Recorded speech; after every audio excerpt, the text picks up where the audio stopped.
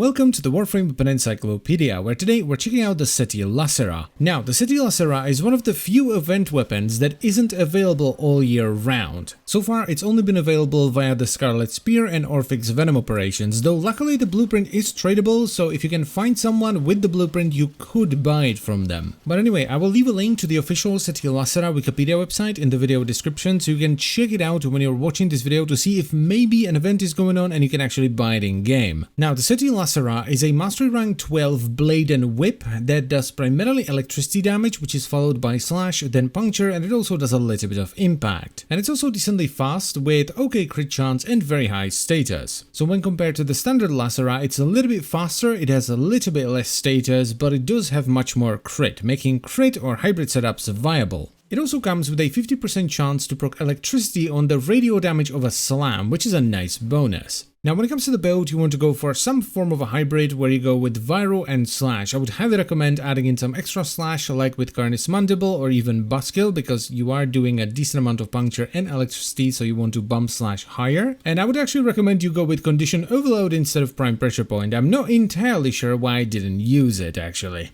Now, while the damage distribution here isn't ideal because you have that electricity getting in the way and you also have a decent amount of puncture sneaking into the status pool every now and then, it will still shred through the vast majority of the game very quickly. And the electricity at least adds a nice bit of crowd control in there.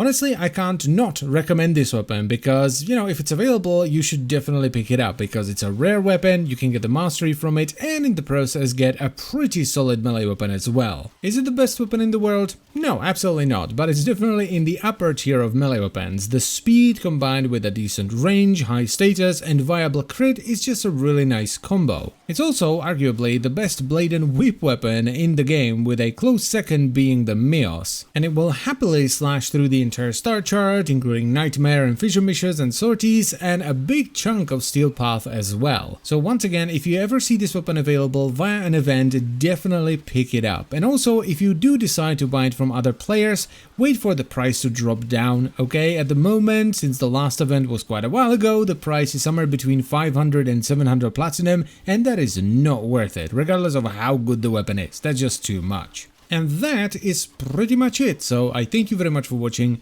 As always guys, I hope you have enjoyed the video and you found it helpful, and I will see you some other time. Bye bye.